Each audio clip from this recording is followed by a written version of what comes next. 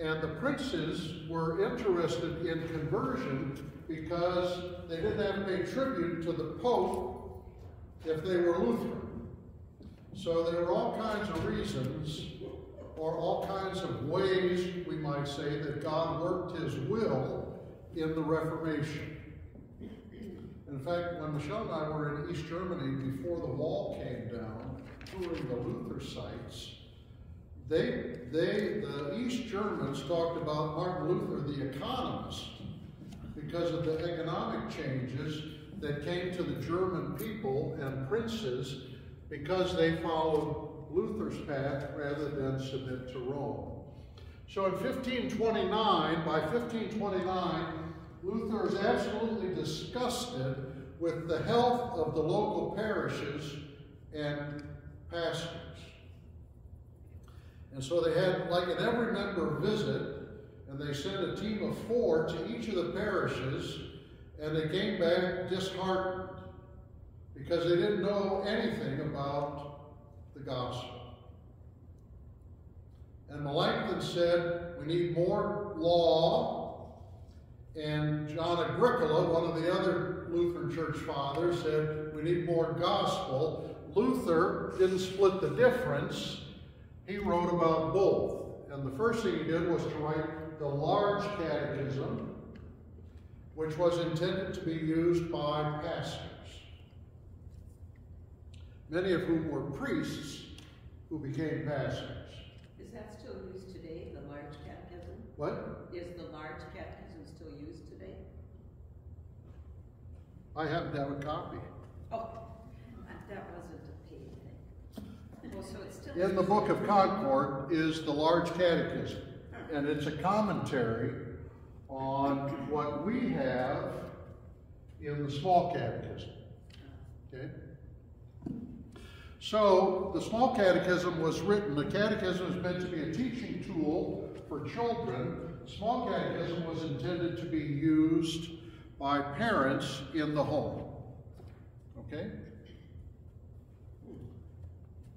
So, if we can, I'd like to move on to Commandments 2 and 3. One quick question. Yes, ma'am. How does it differ from the Catholic Catechism? I have no idea. Okay. Well, it'd be more true. It would be more Lutheran. Yes, it would be more Lutheran. I don't know about a Catholic catechism. I know that there's a Westminster catechism, you know, that the different Protestant denominations use catechisms. I don't know about, the Catholics must. Well, there must be something about Mary in there. Sure, yeah. No, I told my husband I was coming to a class on catechism, Luther's small catechism. He's Catholic. He said, I didn't know the Lutherans had a catechism. So the Catholics do, I didn't know that. All right, so let's look at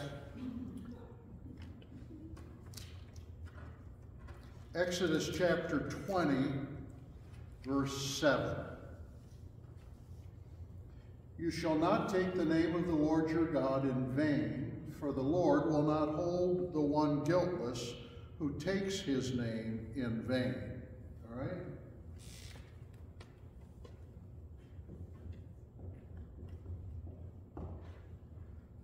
What's an advantage of knowing somebody's name? Relationship.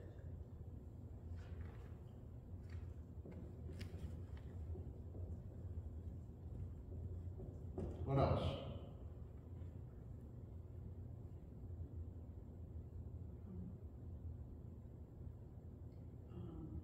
Identification.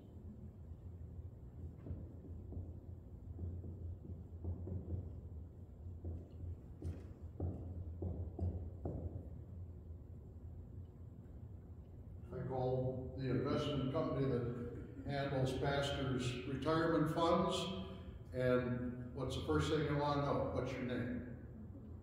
And well, you say it because they do voice recognition now. Okay? And then the next thing they want to know is What's your Social Security number? Okay? Why do you want to know that? Further identify. Further identify. So, verify, contact, right? You know somebody's name, you can contact them.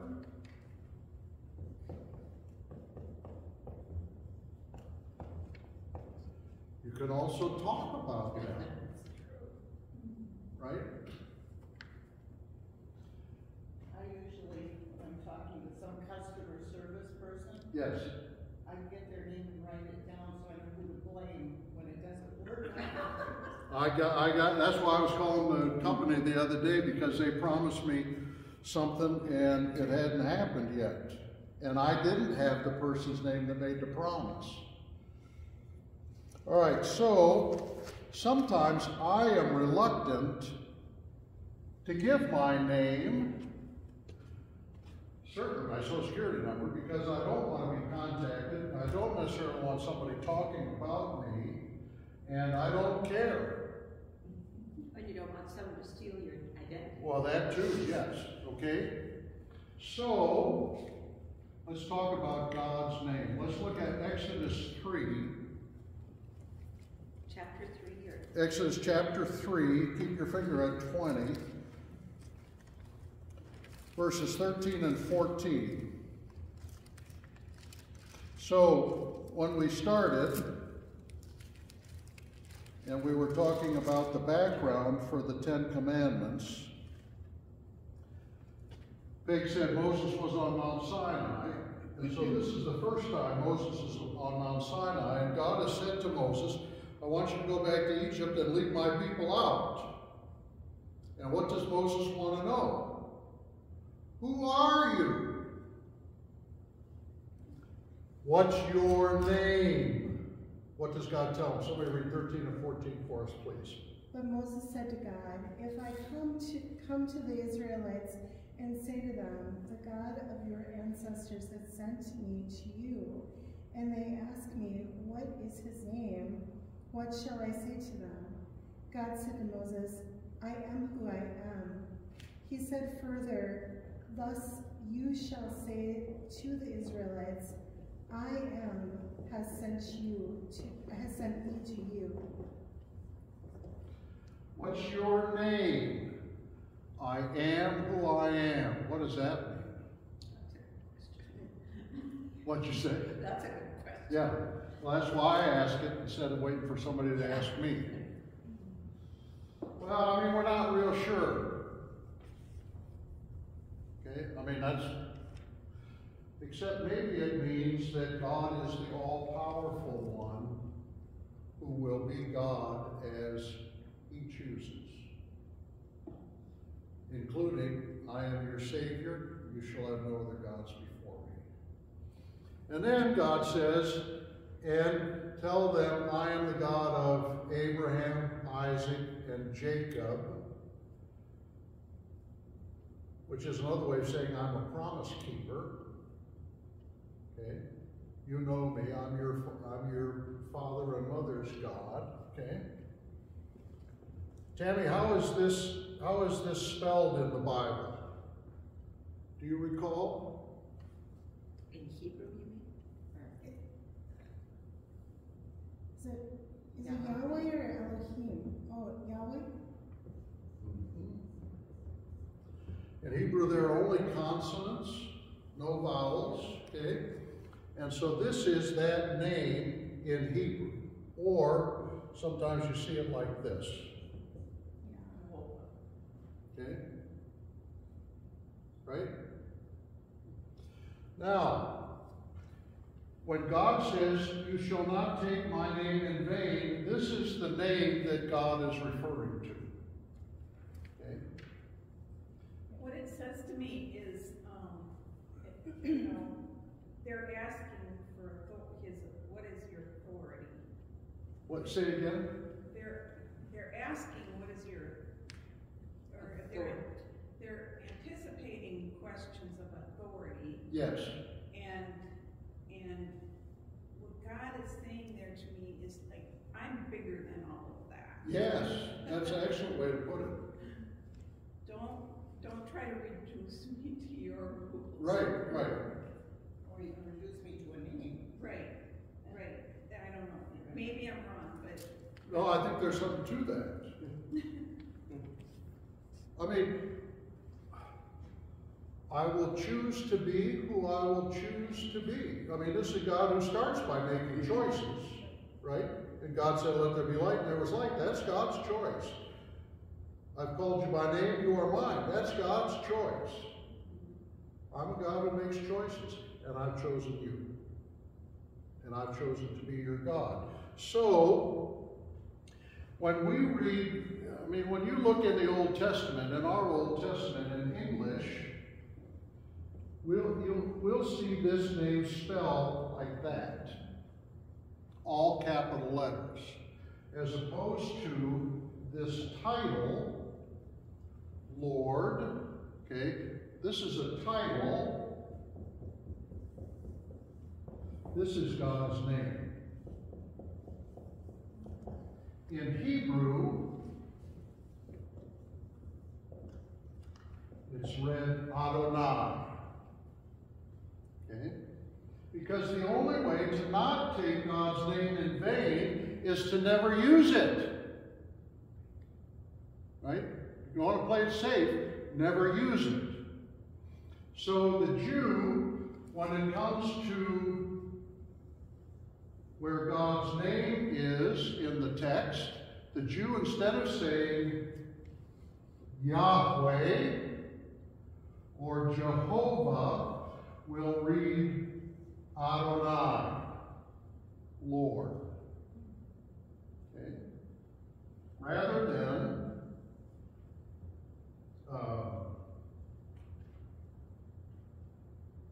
I mean, it's like, I don't very often call our pastor by her first name. I like to call her pastor. I think that's good for me. I hope it's good for you. But I'll refer to her by her title rather than her name. I mean, that's just me. Maybe because, well, so my mother says to me, as I'm approaching ordination, what are people going to call you? And I said, well, I really haven't given it much thought, and I really don't care. She says, well, I think they should call you pastor. And I said to her, but you can always call me Bob. And she didn't like that response on my part. She thought I was being sassy, which I was. You know. But anyway, the only way not to use God's name in vain is to not use it and to use God's title instead. Okay? So, you shall not take the name of the Lord your God in vain. What does this mean? What does it mean according to the Catechism? We are to fear and love God. Okay, we've talked about fear and love. We are to fear and love God so that we do not use God's name. We do not use God's name superstitiously.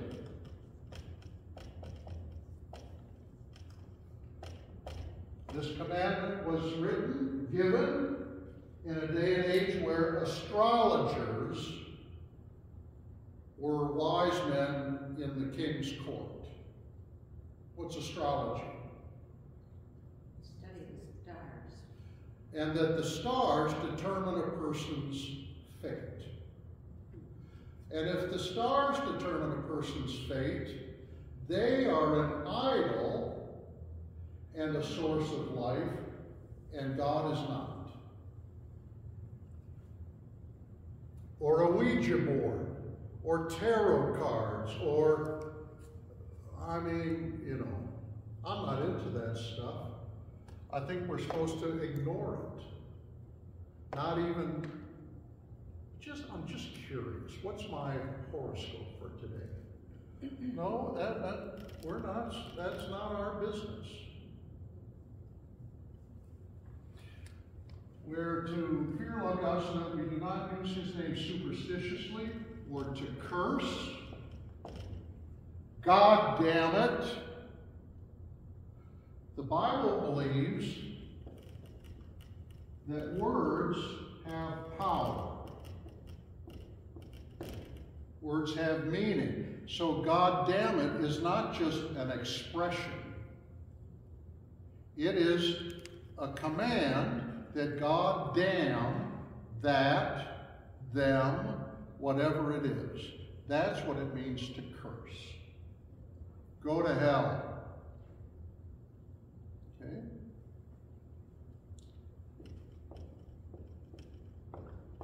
Now, I would have thought at one stage that that was the same as swearing. But in Luther's explanation, to swear is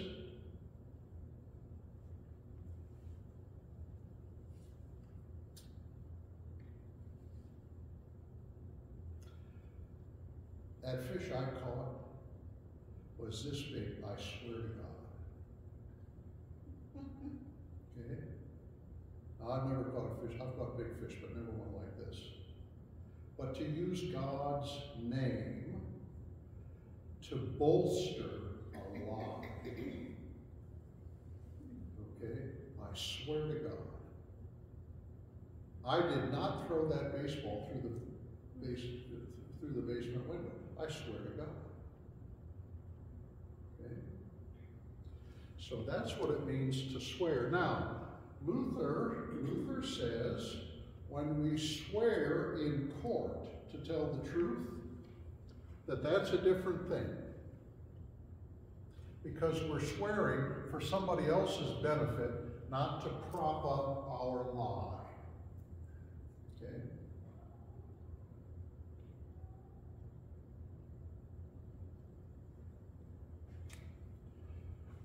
So notice the concern here for truth. And isn't that one of the shortcomings in our world today? A lack of concern for truth. Curse, swear, lie. Again, a concern for truth or to deceive.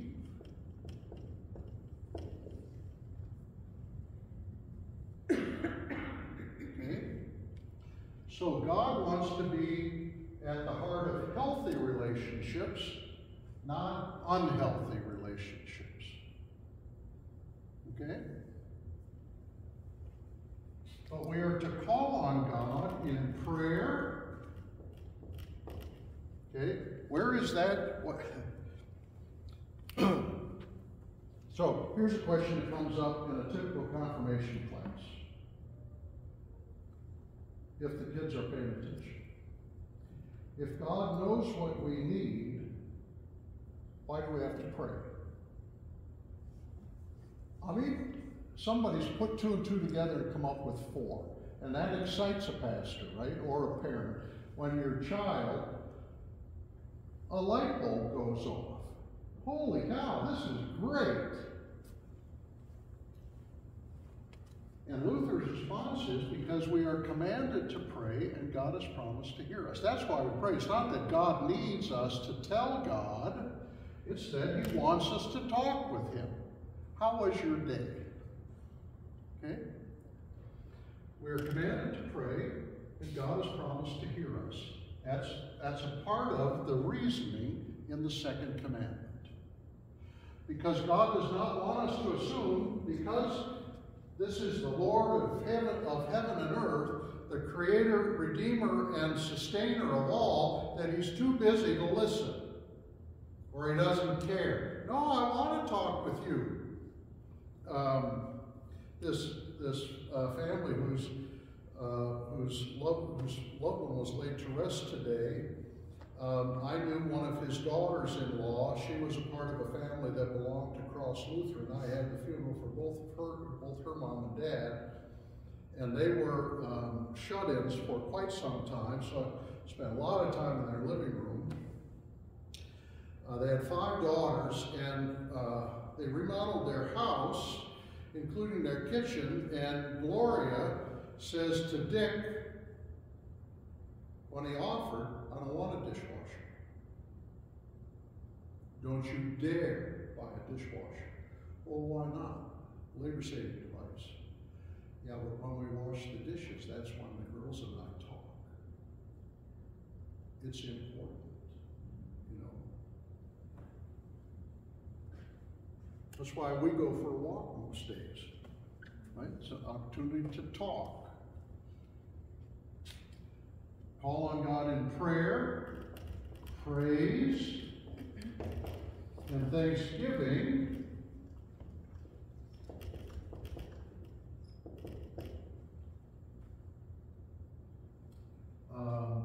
Because we're not self-reliant. Okay? And when I pray for folks who were a part of a church and are no longer, one of the things that sometimes my prayer takes this form, that person will know the Lord, the power of his resurrection, and the fellowship of his suffering. That's the baptismal promise when you make the sign of the cross up until this newest hymn book. I think it's much better than what we are supposed to say now. That you will know the Lord, the power of his resurrection, the fellowship of his sufferings. Fellowship of his sufferings meaning that you'll learn that self-sacrifice is the true nature of love, rather than what you got, I want. Okay?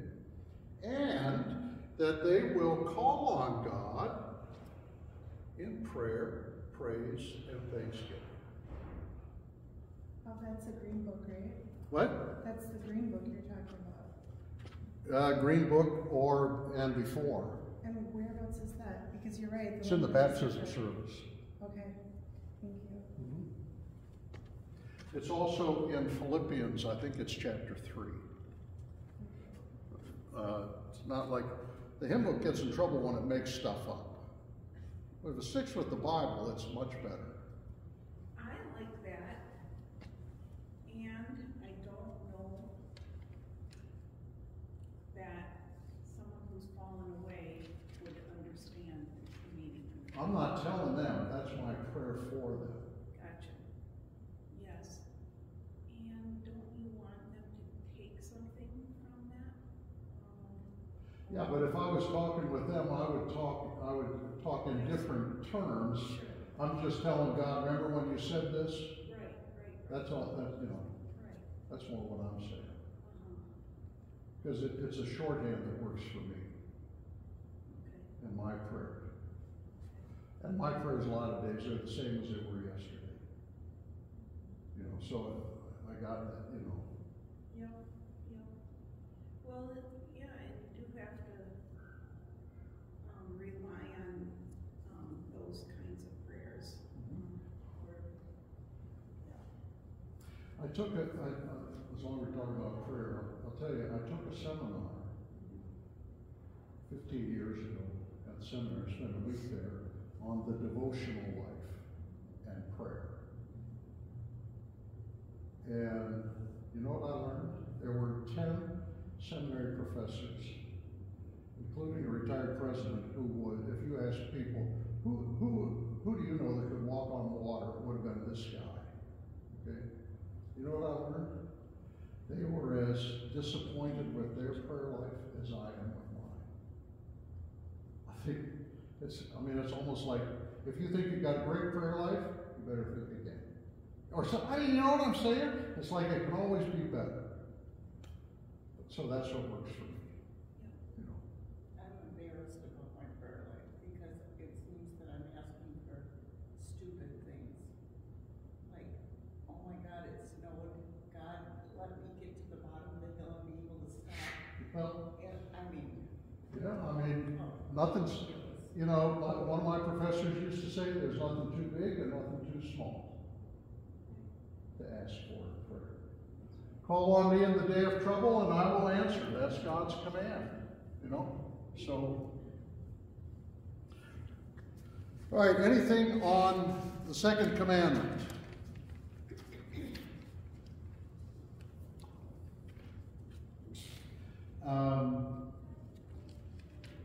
It's interesting.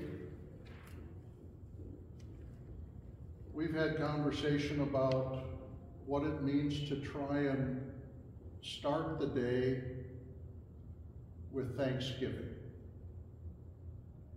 or to try and live thankfully. It's right here, because it can be a real help. Okay. Now, what about the argument that, we all didn't want our kids or hear kids use the F-bomb and the S-bomb Yeah. and all those things. And they say, this is the Lord's name in vain. That has nothing to do with it. So, what's the authority not to use those kind of swear words? Well, I think that the Apostle Paul would say, all things are lawful. He's talking about food, but he says all things are lawful, but not all things are helpful. And if it's offensive to a brother or sister of mine, then I should refrain. So when we go fishing with the Baptists, we don't take any beer along, because they don't drink. It's a small sacrifice. Not even an issue.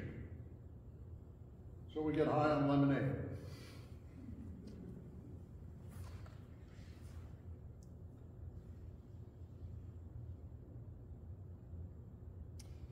Exodus chapter 20, verse, oh geez, we're out of time.